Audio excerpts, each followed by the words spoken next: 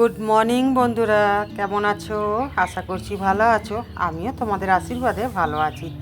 চলে এলাম নতুন দিনে নতুন একটা ব্লগ নিয়ে। শুরুতে জানাই বড়দের প্রণাম, ছোটদের ভালোবাসা। সকাল সকাল ঘুম থেকে উঠে একটু ছাদে হাঁটছিলাম, তো দেখছি মেয়েরা সব কাজে যাবে, এই যে বেরিয়ে পড়েছে। তো আমাদের এখানে রুয়া শুরু হয়ে গেছে, তো এই জন্য আমিও একটা সময় করতাম, তো এখন আর করি না, এখন তো অন্য কাজ করি। তো সেটা তো তোমরা সবাই জানো। তো চলো, অনেকটা বেলা হয়ে গেছে, নিচে যাই, কাজকর্ম সারি। তারপরে চলে এলাম, এসে আর এই যে বাসি বাসনগুলো কলপারে রেখে দিয়ে আর এই যে ঘর দুয়ারগুলো ঝাঁট দিয়ে পরিষ্কার করে নিচ্ছি। সকাল থেকে সন্ধ্যা পর্যন্ত মেয়েদের জুতো সেলাই থেকে চণ্ডীপাঠ সব কিছুটাই বজায় রাখতে হবে। বেশিরভাগ মানুষ বলে মেয়েরা হয় দশভুজা। হ্যাঁ, মেয়েরা দশভুজা, কিন্তু একটা মেয়ে দশভুজা হতে গিয়ে তার যে কতটা কষ্ট, কতটা যে পরিশ্রম, সেটা কি বোঝে? সেটা কিন্তু কেউ বোঝে না। কাজ বুঝে নেওয়ার জন্য অনেকেই এত সুন্দর করে গায়ে হাতে বুলিয়ে মিষ্টি মিষ্টি কথা বলে তোমার মনটা জয় করে নেবে না। তুমি হাসতে হাসতে তুমি তার সমস্ত কাজকর্ম করে দিতেই পারবে, কিন্তু তোমার মধ্যে এটুকু কিন্তু বাসা বাঁধলো না যে ও কিন্তু ওর নিজের কাজটা করিয়ে নেওয়ার জন্য তোমার সাথে এত ভালো ব্যবহার করছে। বোঝা যায় কখন জানো? যখন তুমি নিজের কাজের সময় যখন ওকে তুমি ডাকবে, তখন কিন্তু বোঝা যায় যে ওই ব্যক্তিটা কেমন। তো যাই হোক, দুনিয়াটাই তো চলছে এখন ডুপ্লিকেট, তো মানুষ তো ডুপ্লিকেট হবেই, তাই না? তো দেখো বন্ধুরা, স্নান করে পুজো সেরে আর এই যে চলে এলাম রান্নাঘরে।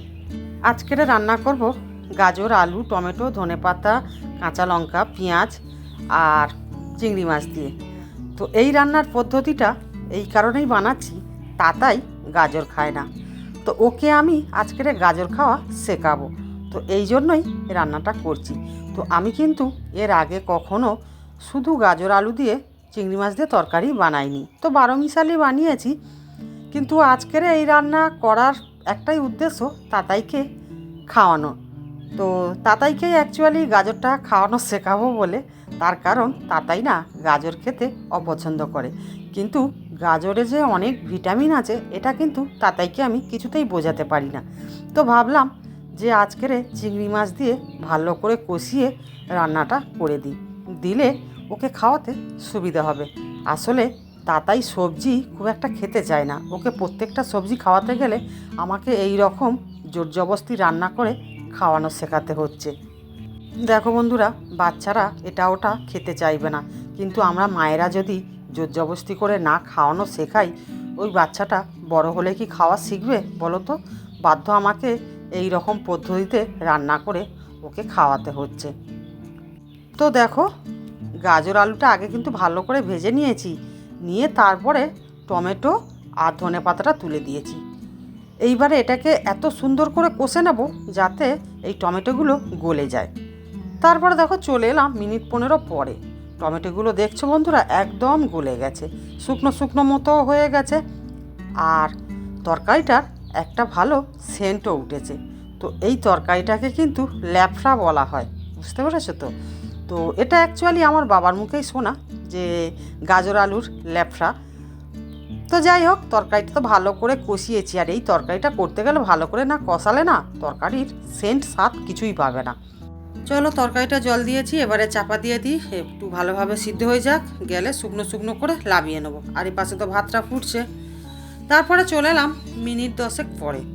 তো চচ্চড়িটা তো আমার হয়ে গেছে, শুকনো শুকনো করে নেড়ে চেড়ে লাবিয়ে নিয়ে কড়াটা ধুয়ে আর তেলটা গরম করে নিলাম, নিয়ে আর মাছ ভাজাটা চাপিয়ে দিলাম।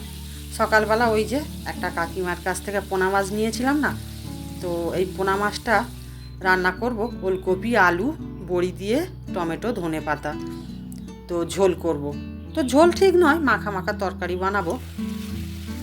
এই যে গোটা শীতকালটা না বন্ধুরা, আমি ধনেপাতা কিন্তু প্রত্যেকটা তরকারিতে দিই। তার কারণ কেন জানো? আমার ধনেপাতাটা না খুব প্রিয়, আর প্রতিটা তরকারিতে ধনেপাতা দিলে আমার খেতে খুব মজা লাগে। এই জন্য আমি প্রতিটা তরকারিতে ধনেপাতা দিয়ে রান্না করি।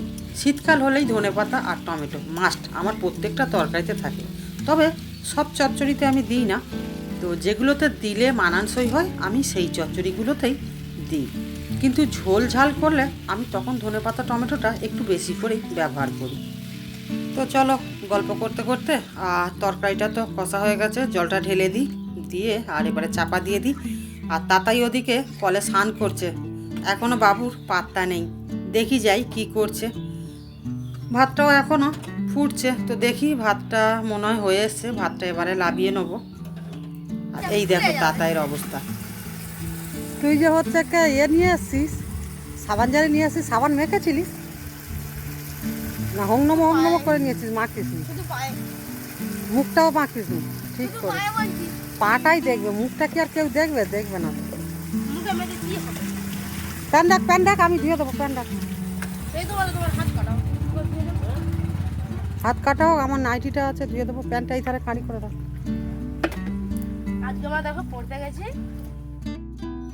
তো তাতাই তো স্কুল যাবে, ওকে রান্নাঘরে খেতে দিয়ে চলে এলাম তোমাদের কাছে বইগুলো একটু শেয়ার করতে। তো দেখো বন্ধুরা, এই বইগুলো আগের দিন মোলাট করেছি, আর কত বই কিনতে হয়েছে দেখো, এখনও কিছু বই বাকি আছে। তো ভাবছি আজকেরে যাব, তো দোকানে বইগুলো ছিল না বলে ওই জন্য আনা হয়নি। কত খাতা দেখছো। এখন টিউশন দিদিমণিরা এমন হয়ে গেছে বন্ধুরা, প্রত্যেকটা সাবজেক্টে প্রত্যেকটা সহায়িকা দিতে হবে, না হলে নাকি অসুবিধা হবে পড়তে। কি বলবো বলো, যত দিন যাচ্ছে নিত্য নতুন নিয়ম বেরোচ্ছে। দেশটা যত উন্নতির পথে যাচ্ছে, বাচ্চারা তত অবনতির পথে এগোচ্ছে। কি আর হবে কি জানি। তো চলো, তাতায়ের খাওয়া দাওয়া হয়ে গেছে, বইটা গুছিয়ে দিই, স্কুলে বেরোবে। চলে এলাম একেবারে বিকালে। তো দেখো, এটা তাতাইদের স্কুলের ঠাকুর, আজকেরে বিসর্জন করে দেবে। তারপরে চলে এলাম একেবারে সন্ধ্যায়। তো এই দেখো, তাতাই পড়তে বসেছে আর খই মুরকি নিয়ে খেতে বসেছে। ওই খই খাবি আর পড়বি? পড়ে না খা, না তো খেয়ে নিয়ে পড়।